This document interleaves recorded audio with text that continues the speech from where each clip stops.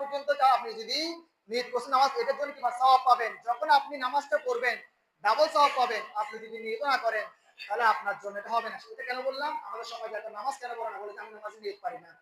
নামাজে নিয়ত করাটাই ফরজ না। নিয়ত মানে আরবি করতে হবে, নামায় তুয়ান উসুলিল্লাহ তাআলা, এটা কোনো হাদিসের প্রমাণিত না।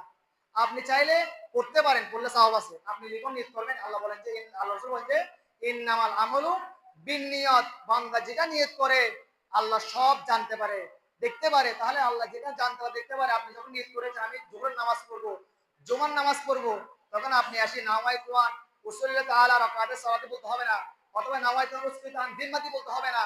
আপনি যখন আসলেন, মসজিদ থেকে আসলেন, আমি এই ইমামের পিছনে ইক্তেদা করলাম, অথবা দাঁড়িয়ে এসেছেন, হুজুর রুকুতে চলে গিয়েছেন, তখন আপনি নামাইতেন বলতে বলতে রুকু শেষ হয়ে যাবে। হাদিস শরীফ রয়েছে কোনো ব্যক্তি যদি এই ইমামকে যদি রুকু অবস্থা পায়, সেই রুকু অবস্থা যদি পায় তার জন্য ওই রাকাতটা হয়ে যাবে সুবহানাল্লাহ। তাহলে রুকু চলে গিয়েছে, এখন আপনি নামাইতেন বলতে বলতে উনি দাঁড়িয়ে যাবে, এটা হবে না। আপনি ওই অবস্থায় চলে যান, আল্লাহকে চলে যান, আল্লাহকে বলে রুকুতে চলে যাবেন, তাহলে কি হবে? আপনার রাকাতটা হবে। এটা কেন বলা হচ্ছে? এখন আমরা নামাজের নিয়ত পালনে দোহাই দিয়ে মসজিদে আসে না, নামাজের নিয়ত পালতে হবে না।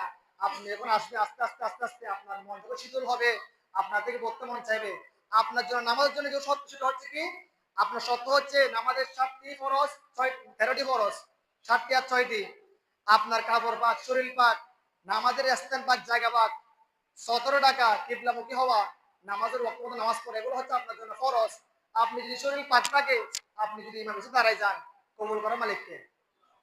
আল্লাহ কবুল করবে না? বিশ্বাস নাই? আপনি নামাজ পড়তেছেন, আমি আমারটা বলি, আমি একটু সুন্দর করে কেরাত করতেছি, আমার নামাজ যে কবুল হবে এটা আমি বলতে পারবো? কখনো সম্ভব নয়। একজন রিক্সাওয়ালা, রিক্সা চালক যদি সে যদি একদম কিছুই পারে না, সে আল্লাহর বইয়ে মসজিদে আসছে, নামাজ পড়ছে, আল্লাহ চাইলে তারটা কবুল করতে পারে না? আমি আমারটা বলি, আমি যদি আমারটা কবুল হয়ে গিয়েছে, আমার নামাজ শেষ, তাহলে আমার নামাজ পড়তেই হবে না। সেজন্য আল্লাহ বলেন যে আমি বান্দার অন্তরের খবর জানি, বান্দার মনের খবর জানি। এখন আপনি যদি বলেন যে না, সে নিয়ত পারে না, আমার সেটা নিয়ত পারে, নামাজ আসে না, না, আপনার ছেলে নিয়ত করে নিয়ে আসেন, আস্তে আস্তে শিখুন। সে আস্তে আস্তে যখন পারে না, আপনার উচিত ছিল যে আল্লাহ রাসূল বলেছেন খায়রুকুম মান তাআল্লামাল কুরআন, আল্লাহ বলেছেন ওয়ারাতিল কুরআন তারতিলা। আল্লাহ যে আয়াতটা বলেছেন, রাসূল করিম রউফুর রহিম যে হাদিসটা বলেছেন, তাহলে আপনাদের উচিত ছিল যে সন্তানকে এগুলো শিক্ষা দেওয়া। আপনার নামাজ পড়ার জন্য যেগুলো জরুরি, সেটা হচ্ছে কি? এটার পর হচ্ছে কিরাত পড়া। কিরাত মানে আপনাকে সূরা ফাতিহা অবশ্যই পড়তে হবে, সূরা ফাতিহা না পড়লে নামাজ হবে না। আপনি সূরা ফাতিহা শিখতে হবে। এখন সূরা ফাতিহা আপনি কিভাবে শিখবেন এটাকে বলে দিচ্ছি। অনেক সময় দেখা যায় আমাদের তেলাওয়াতে আমরা বলি যে আলহামদুলিল্লাহি রাব্বিল আলামিন, আমরা অনেকজন তেলাওয়াত করি এরকম আলহামদুলিল্লাহি রাব্বিল আলামিন, সম্পূর্ণ ভুল।